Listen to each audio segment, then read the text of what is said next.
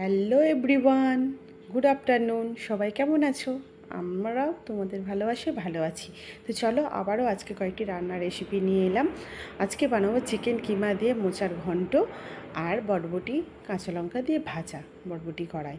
তো চলো এখানে আলু, পেঁয়াজ, টমেটো আর আদা রসুন আছে। তো চলো রান্না স্টার্ট করি। কেউ ভিডিওটা স্কিপ করবে না, পুরো ভিডিওটা দেখো প্লিজ।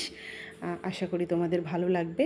তো চলো কড়াই রেডি হয়ে গেছে। আমি তেল গরম করে কালো জিরে দিয়ে দিলাম ফোড়ন। এবার আমি বরবটি কড়াইগুলো ভেজে নেব।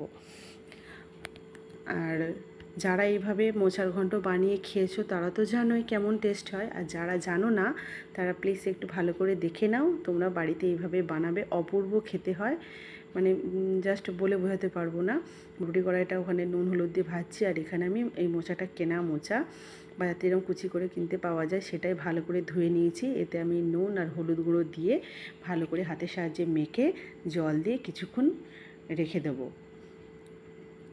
ডুবো ডুবো করে জল দিলাম, দিয়ে এটাকে 10 মিনিটের মতো রেখে দেবো, যাতে মোচার যে কষটা আছে সেটা চলে যাবে। আর এখানে কাঁচা লঙ্কা দিয়ে আমি বরবটি কড়াইটা ভালো করে ভেজে নিচ্ছি। তোমরা কেউ সত্যি মানে ভিডিওটা কেউ স্কিপ করবে না, পুরো ভিডিওটা দেখো, দেখে এইভাবে বানাবে, বানিয়ে খাবে, দেখবে অনেক অনেক ভালো লাগবে। আর এদিকে আমি একটা পেস্ট বানিয়ে নিলাম, আদা রসুন টমেটো আর দিয়ে দুটো পেঁয়াজ ইউজ করেছি রান্নাতে, আর একটা গোটা পেঁয়াজ দিয়েছি করে পেস্ট করেছি। আর এখানে মোচা ভাজা আমার মোচাটা জলে ছেঁকে নিয়েছিলাম, সেটাই আর কি কড়াই গরম হয়ে গেছে। মোচাটা ভেজে নিচ্ছি ভালো করে, কড়াইটা গরম করে তারপরে মোচাগুলো দেবে, নাহলে কড়াইতে লেগে যাবে। এই যে মোচাগুলো আমি ভালো করে ভেজে নিচ্ছি। তোমরা ভিডিওটা কেমন লাগলো সেটা জানিও, লাইক করো, শেয়ার করো, কমেন্ট করো।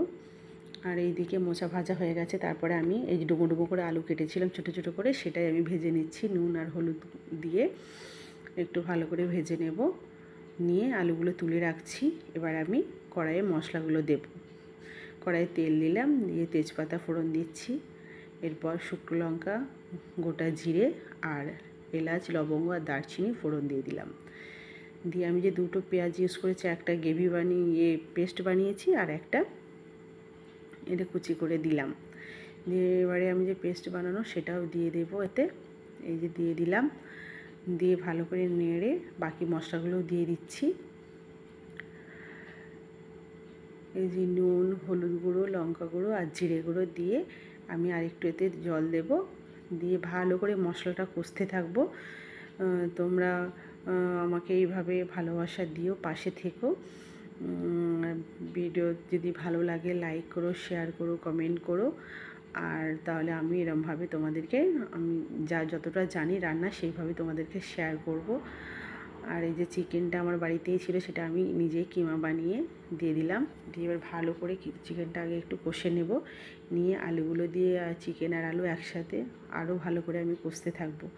যে কষা হয়ে গেছে, এবার আমি জল দিয়ে দেব, পরিমাণ মতো জল দিয়ে ফুটতে দেব। তোমরা ওইভাবে বানিয়েও খাবে, দেখবে অপূর্ব লাগে। অনেক অনেক মোচা তো অনেক রকমভাবে বানানো হয়, এইটাও একবার বানিয়ে খেয়ে দেখো, তারপরে আমায় বলো ঠিক আমি যেভাবে বানাচ্ছি এইভাবে সেম একটু বানাবে, দেখো অপূর্ব লাগে। একটা তরকারি দিয়েই তুমি খেয়ে নেবে, সবাই মানে হাত চেটে পুটে খাবে যাকে বলে। এই যে আলু আর এটা হয়ে গেছে, মোচাগুলোও দিয়ে দিলাম। দেওয়ার পরে আমি ধনে পাতা কুচি দিলাম আর একটু গরম মশলার গুঁড়ো দেওয়ার পরে এই যে আর একটু ঘি দিয়ে দিচ্ছি। আমার তরকারি রেডি হয়ে গেছে মোটামুটি কমপ্লিট। যাক, তোমরা ভালো থেকো, সুস্থ থেকো, আর আমাকে এইভাবে তোমরা ভালোবাসা দেবে, পাশে থাকবে। এই যে আমার চিকেন কিমা দিয়ে মোচার ঘন্ট রেডি। আর কেমন হয়েছে রান্না তোমরা জানিও, পাশে থেকো, অনেক অনেক সাপোর্ট করো, ভালোবাসা দিও। আর তোমরাও ভালো থেকো, সুস্থ থেকো, সবাইকে ভালো রেখো। রাধে রাধে, জয় শ্রীকৃষ্ণ, বাই, টাটা।